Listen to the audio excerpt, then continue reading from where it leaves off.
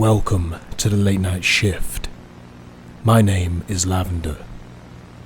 Tonight, we're taking a trip to Loch Ness, but on this occasion, not for the same monster you'd think.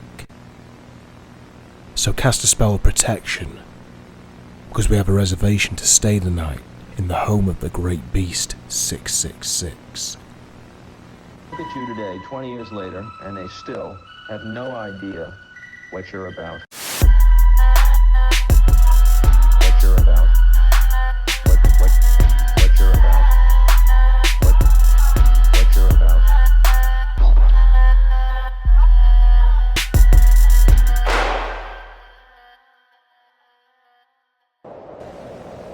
Situated 21 miles south of Inverness, on the opposite side of Loch Ness from Mealford-Vonai, the land's Boleskine house were constructed is said to have a long history of strange and paranormal happenings, even centuries prior to the manor's construction. Built on the site of a former 13th century church and parish, legend says the church burned down, killing the whole congregation inside. This would be the first, but nowhere near the last mysterious fire to break out on the properties on the land. Probably one of the earliest paranormal tales comes in the form of a bizarre account in the 16th century, where a local minister was tasked to lay inanimated corpses back in their graves after a devious local necromancer had raised them from the dead. Fast forward to the 1700s, and the first iteration of Boleskine House was built as a hunting lodge on the former church grounds, with initial construction completed in the 1760s by Colonel Archibald Fraser. Allegedly, the location was chosen specifically in a petty feud to irritate his brother, Simon Fraser of Lovat, because of his support of the Hanoverian side during the Jacobite Rising of 1745, whose lands surrounded the accompanying area.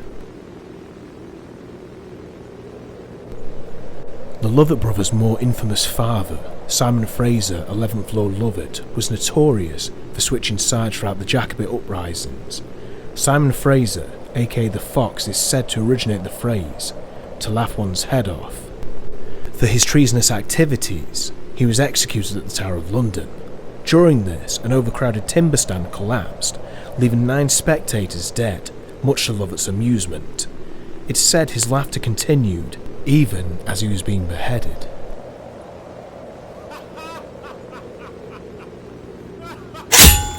In 1899, 29-year-old Alistair Crowley bought Boleskine House for £2,000, double its advertised market value at the time. Crowley had purchased Boleskine to seclude himself and perform a series of rituals from the Book of Sacred Magic of Abramelin. Said to be a long drawn-out ritual that could take anything from a minimum of 6 months. One needed to partake in sexual abstinence as well as fasting. For anyone who knows of Crowley, they'll be well aware of his love of excess. However, that's a story for another video.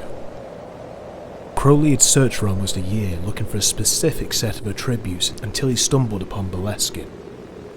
In his partial autohagiography, The Confessions of Alistair Crowley, he stated the necessary attributes he required were: the first essential is a house in a more or less secluded situation. There should be a door opening to the north from the room in which you make your oratory. Outside this door, you construct a terrace covered in fine river sand. This ends in a lodge where the spirits may congregate. The sand is said to be placed so the footprints of the conjured entities could be seen. Described by Crowley himself, it is a darkness that can almost be felt. While preparing talismans, even in the sunniest room of the house on the brightest of days, he'd have to use artificial light because of how dark the house was, with shadowy, almost opaque shapes and figures crawling the walls of the lodge. A tale told to Crowley by the locals was that of an old woman whose son had suffered with mental illness. He'd bashed her head against a wall, a tapping is said to be heard, which is actually the old woman picking her brains off the wall. Crowley himself described hearing the head of Lord Lovat rolling up and down the corridors of the house, but always stopping before the Abramelin quarter. Never being able to find the source of the noise, with it stopping every time he would go on the search, Quite comically, Crowley described buying a billiards table and putting it in the gun room, in which the noise seemed to happily seclude itself to that section of the house afterwards. It was during his time at Boleskine that Crowley became famous for his magic and occult practices. Sometime during this period, Golden Dawn leader Samuel MacGregor Mathers summoned Crowley to Paris in an emergency, forcing Crowley to abandon the ritual. It is said Crowley left without dispelling the 12 kings and dukes of hell that he had summoned. Many locals blame the house's unlucky history on the evil spirits left behind. Crowley himself, never to admit a mistake, even conceded that the ritual he had performed at Boleskine House had gotten out of hand. After this, Crowley spent little to no time at Boleskine, leaving in 1913, and allegedly later finishing the Abramelin ritual in Cairo, Egypt.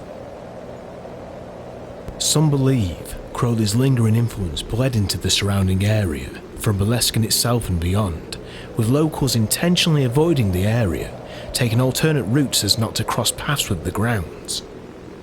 Journalist Ted Holliday, who spent many years hunting the Loch Ness Monster, believed the creature was actually a supernatural being, conjured as a reflection of Crowley's influence rather than a flesh and blood creature, with a magical influence pervading the area.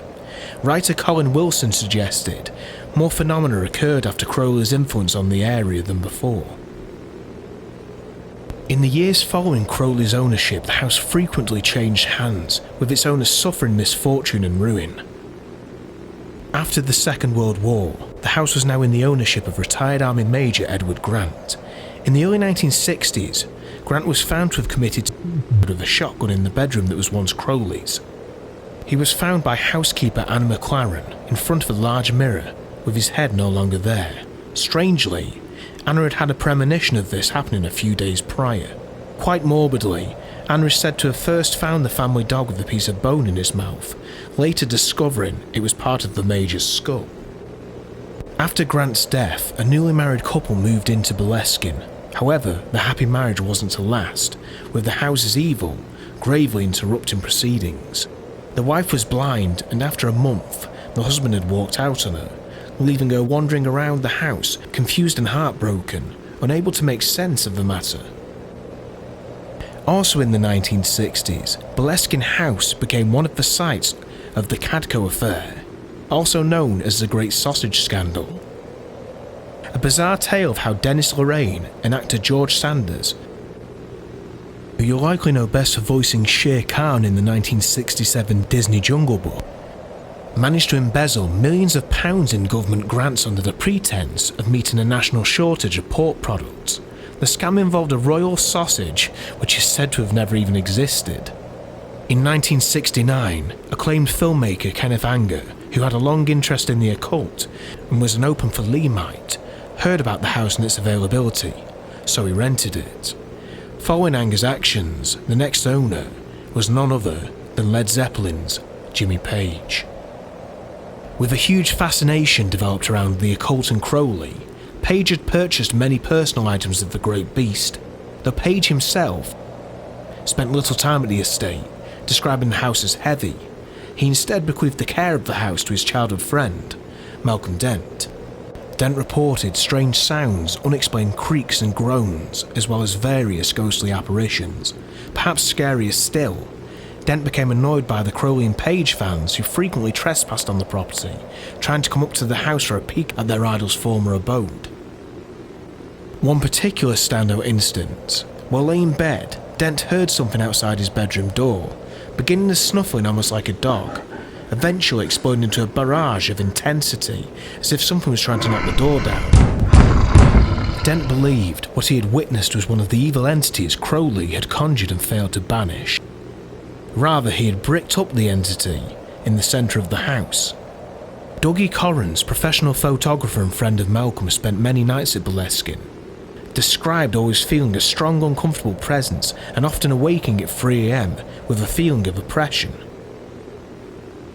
Dent would also hear the sound of the head rolling up and down the corridors like Crowley before him, though things at Boleskine couldn't be all that bad for Malcolm, because he would go on to meet his future wife and raise children there. When asked if he had any contact with the spirits, Jimmy Page would coyly proclaim, "I didn't say that. I said that I didn't hear the head roll. Page would go on to sell the house in 1991. The next owners, the McGillivray family, dismissed any notions of hauntings or witchcraft at the house. However, tragedy continued to strike. After changing ownership once again, Boleskine was purchased as a holiday home by a Dutch family. In 2015, after returning from a shopping trip, the house was found to be completely engulfed in flames. Fortunately for the family, nobody was home at the time of the start of the fire. However, the house was almost completely destroyed, with only partial roofing and the outer walls surviving. In July 2019, Boleskine House was once again damaged in a fire, and what was left of the interior was destroyed in a suspected arson attack. As of 2024, at the time of recording this audio, the house is undergoing repairs while holiday homes are also being built on the grounds by the new owners, the Boleskine House Foundation, in hope of preserving the history and cultural significance of Boleskine House. After all this, we have to ask, was Boleskine built on hallowed ground? Or is it just a stigma that came with Crowley's name at the time, creating superstition and infamy? I suppose we'll have to wait and see if any further events happen when the house is once again open to the public by the Boleskine House Foundation. All I know is, paranormal is the new normal.